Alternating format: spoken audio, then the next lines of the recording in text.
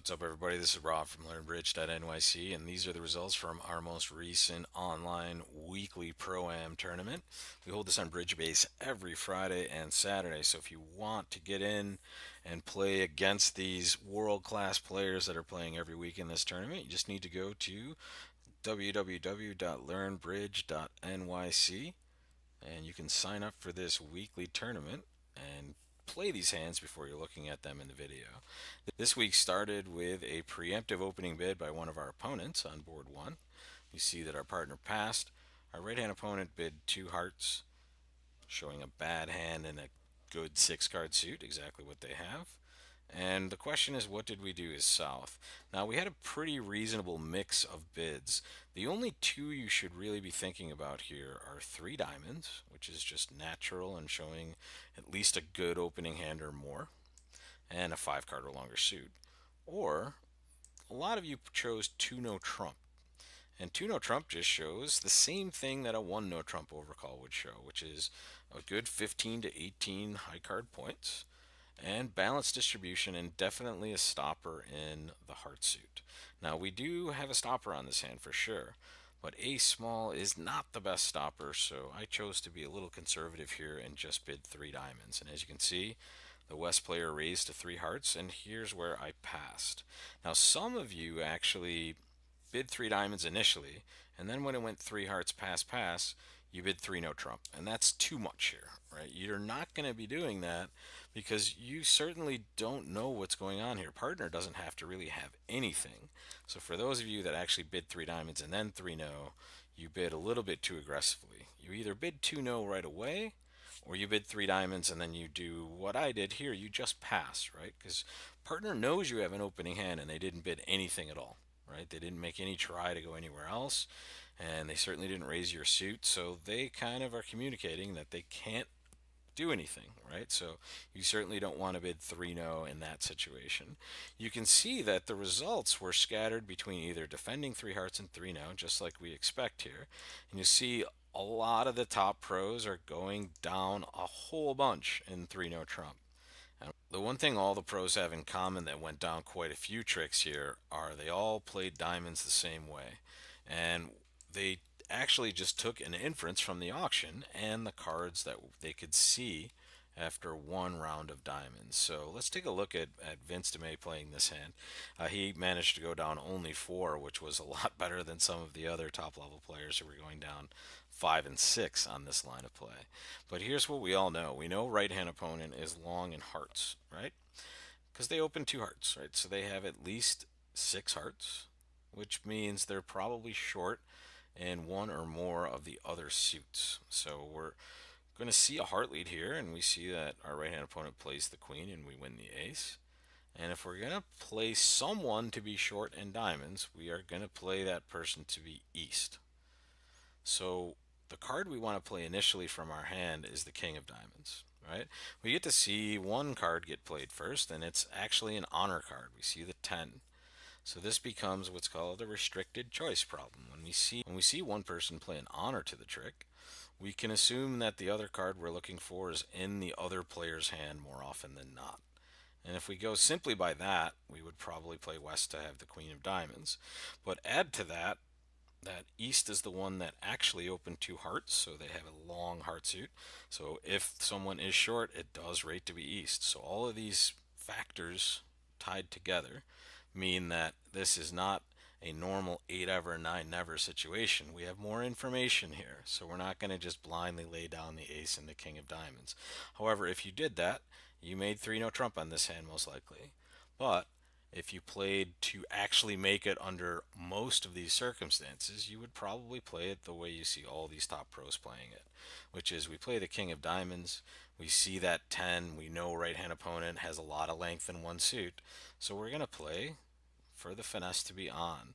And when we do this, we're going to lose to the queen, and then we're going to lose a whole bunch of heart tricks. And notice the robots will unblock the heart suit correctly here. Right? If we're playing at the club, this might not have happened. Right? You might have had a chance to do well here by them not unblocking, but here's what West knows. West knows when the East player plays the King of Hearts that no one else is going to have hearts after this trick.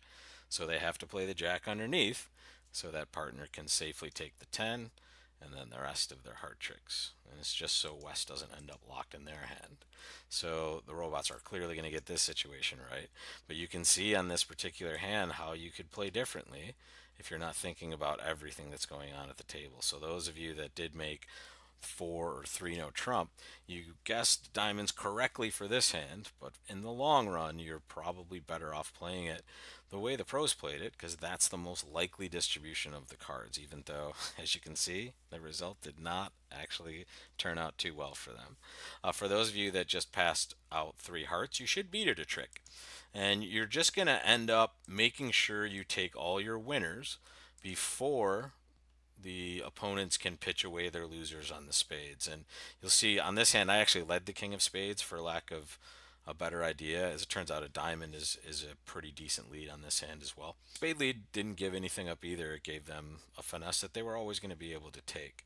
So even though this might look like a disaster, it's really not a disaster unless we fail to take our winners. So when we get in, if we made this spade lead or if we made another lead and hadn't taken our tricks yet, we have to realize that that source of tricks and dummy, that 5 card spade suit, is dangerous for us. Right? Even if we never let spades at all, we can still see that the finesse is winning, and that could be a really good source of tricks for the declarer to get rid of losers. So when we get in with our ace of hearts, we should be in a hurry to get our tricks. And this is where, especially on my line of play, considering I set up spades for them, I'm just going to try to take as many tricks as I possibly can. And my partner's in with that strategy. And we just cash out for Don 1. And the opponents get the rest of the tricks. But at least we beat it 1 trick on this hand. So hand 2 was all about 1 bid and 1 bid only. And it was the super accept. We should all have opened 1 no trump with this hand. We have a good 16. And our partner actually transfers to spades. Now take a look at our hand. We have 16 high card points, but we have a fit for sure. We know partner has at least 5 spades, which means we have a 9 card fit, and we have a doubleton diamond. So when we add all those together, we're at a maximum, and we have 4 card support for partner's major. So we super accept with this hand.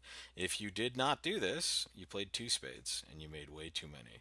However, if you just super accept with this hand, you'll end up playing 4 spades quite correctly, because you're going to make at least 5 if you play it correctly. And you'll notice the opponents led a diamond, and I won my ace and drew some trump, 2 rounds of trump. And here's where we want to just make sure we're safe. If I play my clubs right now, I can guarantee a maximum of 1 heart loser immediately. And that's because once I play these 3 rounds of clubs, on the 3rd round, I get to throw away a heart from the dummy. Never throw away a diamond on this card, folks, because you can see you have a singleton diamond in your hand. So you're always going to lose 1 diamond, but then you can trump the other 2. So throw away the cards that are definitely losers. And now, even though we can see the ace of hearts was on side on this hand, if it's offside, we still only lose 1 heart because we got rid of our losers right there. So that's all you wanted to do on this hand, and now you'll just lose 2 red suit cards, and you have the rest of the tricks for making 5. Hand number 3 is a hand that can make 6 diamonds, and it's an interesting auction because it goes differently at a lot of tables. But we see, to start with, we're likely going to be opening 1 heart with this hand, and partner's going to bid 1 no trump, which is the forcing no trump. And a reverse happens when we open 1 of a suit and our partner responds at the 1 level, and we go to 2 of a suit that is higher ranking than the first suit that we bid. So in this hand, I opened a heart, my partner bid a forcing no trump, and I bid 2 spades, which goes past the 2 level of my original suit. So in this situation, if my partner wanted to correct to hearts, they would have to go to the 3 level to do that. So for me to force them to make that choice at that level, I need to have a really good hand. And here I certainly have that. It's not the best. I would usually like to be maybe a little stronger to make this bid, but still, it's within the range. It should be a good 17 or more for our reverses. And we just bid 2 spades. And partner bids 3 diamonds. And here's where I bid 3 no trump. I'm not sure what's right. It sounds like partner has a long diamond suit, which is a good source of tricks. And again, I forced them to bid. This reverse was a forcing call, so I'm not quite sure they have a terrific hand. But after I bid 3 no trump, they jumped to 5 diamonds. So here's what I'm picturing, and this is a good habit to get into. You want to picture your partner's hand. What kind of hand do they have for this type of auction? We should be picturing a very long source of tricks in the diamond suit, and we have the outside aces in every suit, including the ace king jack fifth of hearts, which, if partner doesn't have heart length, this is a suit that will set up for us if we're playing in diamonds very frequently. So, on this hand, if we know partner just has a very long and good quality diamond suit, this is a good hand for partner, right? Because we know we have no quick losers in any of the side suits. We have a source of tricks and a lot of entries to our hand as well. So this is a very good spot to just raise partner to six diamonds, and that's exactly what you see I did here, and a few other players were able to get to six diamonds on this hand, either through raising, or some of the pros just bid six diamonds right over partner's rebids. You can see one of the pros jumps to six diamonds right over three diamonds for the same reason, right? Partner has length and diamonds, and we have all these nice winners outside. And John Hurt actually decided to rebid two no trump. But then after partner decides to transfer to diamonds, he has enough information to want to play slam as well and jumps to six diamonds. So here, if we can picture that nice long diamond suit in partner's hand, we can make the correct bid, which is just to get to our slam in diamonds. Board four was what ended up being a play problem. We were all going to be playing three no trump on this board, and you were going to either get there the way I bid it, which is technically the wrong way. My partner opened a club, and I have a very flat 15. I'm 4 3 3. I chose to conceal my four card spade suit and just bid three no trump with this hand, which is what I would tell all my students not to do. I would always tell you to bid your four card major, and you'll see some of the pros bidding it the totally normal way and getting the same contract. And it's shocking. Here's Brad Moss bidding like a normal human being for once with the robots. He responded one spade, partner bid a no trump, and he jumped to three no trump also. So we're either going to play it from the north or the south, but you should be playing hearts relatively quickly to try to set up our tricks in that suit. Once we do that, the simple act of playing those side suits, which are hearts and clubs, is going to give you a better idea of how to proceed after you're done taking all those tricks. And you'll see Joe, Brad, a lot of the top pros playing it exactly the way you're seeing here, just taking their winners and then taking an educated guess on what to do at the end. Now, a lot of plays will work here. Brad chose to do it this way. Joe chose to go about it a different way with the same result, making four. But here, what they're doing is they're waiting to see what their opponent's shapes are and what they've pitched on these cards that they have to pitch on, and getting an idea of what card might be right at the end. So you're looking at what I consider to be the most normal result on board six. It's defending four clubs. You should be opening one diamond with this hand. Your left hand opponent is going to double, and your partner is going to jump to two spades, which, if you're not sure what it is, you can always mouse over it on your screen. You can see that it's preemptive. It just shows a whole bunch of spades and a really bad hand. In fact, this is a really good hand for that bid. They kind of have the most they're ever going to have for this sort of bid. It should just be a really, really putridly bad hand that you're looking at with a whole bunch, because you've opened the bidding obviously. So you're certainly not going to see a good preemptive hand here, because just picture the worst hand ever with a whole bunch of spades. And now East jumps to four clubs, showing a good hand, and it's clubs, right? They know partner doubled, so they have cards in the other suits, and they're making a very strong bid. We're never going to bid with this hand. We're just always passing if this is our auction. You'll see some of the other tables have some weird results up here, but that's because they chose odd opening bids for their hands. Especially the people that played three diamonds, which ended up being really good. There were a couple pros here, and one of the amateurs that decided to downgrade the values in their hand, right, which is a little risky in these spots. It's okay in a robot tournament because we know partner can't have a better hand than us. We always have the best hand. So opening two diamonds isn't the worst thing in these tournaments. You would never ever do this in a realistic situation, in my opinion. You would always open one diamond.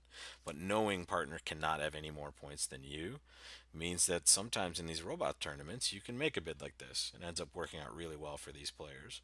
However, the majority of us have the same auction, and you'll see the same pros passing four clubs just like you did. So just because it didn't score well, folks, do not worry. You made the right bid. Those of us up here, we bid probably a little bit too much, right? We were all, after we heard partner jump to two spades, we got excited and we bid four spades, when in reality, this might have gotten doubled and you could have just went for a big number. Even though you're not vulnerable, this is a spot where you don't want to be bidding, right? It worked out great for you on this hand, but be careful with these spots, guys. So you're looking at the best auction on board number 7. You should just be starting this hand with a no trump no matter what. Even though you see some of the other players doing some weird stuff. They were trying to get an advantage late in the tournament, try to get a better score. But we start with a no trump. Our partner bids two clubs, and we're looking with Jeff here who bids two spades. Perfect. I have four spades. Could have more. Obviously, I could have four or five, but I have at least four. And now partner invites, and here's where a lot of us, including myself, passed, which is going low essentially. We're treating our hand not necessarily as strong as it is, because it is 15, but it does have a pretty reasonable five card suit in it, and it could provide a good source of tricks in no trump. So it's aggressive to bid three no trump, but it's certainly not beyond the realm of possibility, especially if we consider that if we're playing with our good partner, the one we like to play with the most, that partner should know not to invite too light, meaning they're not going to invite with a super balanced 8 count. They're going to invite with solid 9s or very good 8s. And when I say very good 8s, I mean 8s with a good 5 card suit in them, or at least a bunch of 10s and 9s in the hand, like something with quality cards in it. So if you have this agreement with partner, we're not going to invite super light with 2 no trump. We're okay to be a little aggressive with our acceptance here, and that's what you see Jeff doing. You saw a number of players do that. A lot of the pros took interesting lines with this auction. But here, if we play this hand carefully and we set up spades, which if they lead a spade, it's easy. But if at any point you lead a spade from this south hand, the robot's going to jump up with the ace, and you're going to be able to set up a bunch of tricks on this hand. You should get four spades, three diamonds is 7, and at least two clubs for 9, or a mixture of those cards. You could end up getting a couple of heart tricks in this hand as well. So there are 9 tricks to be made. The first suit you would attack is spades, and then you would hopefully try to set up just an extra 2 tricks in the club suit, and then you should be home free. And finally, board 8 was another play problem. We were all going to be playing 4 hearts or some number of hearts on this hand. It should be 4. We see that the auction starts with East opening a diamond, and we should just overcall 1 heart. We have a normal overcall, 8 to 17 high card points, and at least a 5 card or longer heart suit. And we start with that overcall. Left hand opponent doubles, showing 4 spades, as we know, and our partner jumps to 3 hearts. This should be preemptive, and in fact, their hand is really good for this bid, to be honest, our partner's hand, but they jump to 3 hearts, showing at least 4 card support, and a bad hand. And it goes pass on our right. We're usually not supposed to be bidding in these spots, but the hand is so good and our shape is terrific. We know we have 10 trumps at least between the two hands. We have shortness in a suit that the opponents have bid, so we're ready to have a good shot of making our game here. And we can definitely make this hand. In fact, some of us made 5 because the robots made a little mistake in the club suit later. But making 4 is always available. We just have to make sure that when we get to dummy, which initially is only going to happen one time with a diamond, we always lead a heart when we're there. That's it. We have to make sure that we're leading towards this heart holding, even though we have 10 of them. Just the fact that when we're in dummy, we get to lead towards our highest card, and we get to see what our right hand opponent does first, will make all the difference. If we just play a heart towards our hand, we can never go down now. Now, even if we lose a spade and a club, it's still making 4, right? So there's no way to go down if we just lead a low heart towards our hand. Those of you that did not do this right away either weren't able to make 5 or didn't even make 4, right? Because we were forced to play hearts from our hand.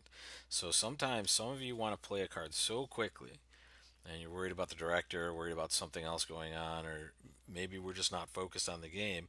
We might just win the ace of diamonds and play something else, right? And a spade might be okay because then you might be able to ruff a spade and dummy later and then still lead a heart. But we don't need to do that right away. We're not, we don't have any priorities whatsoever other than to draw trump. And what side of the table do we want to be on to do that? We want to be on the north side. So win the ace of diamonds and play a heart, and you will make your contract. Thanks a lot for watching this week, folks. Don't forget, every week you can play in this tournament. Just go to learnbridge.nyc, or if you're watching this on YouTube, there'll be a link right in the comments. Just head there, and you can sign up to play with the pros every week. Take care, folks. I'll see you next week.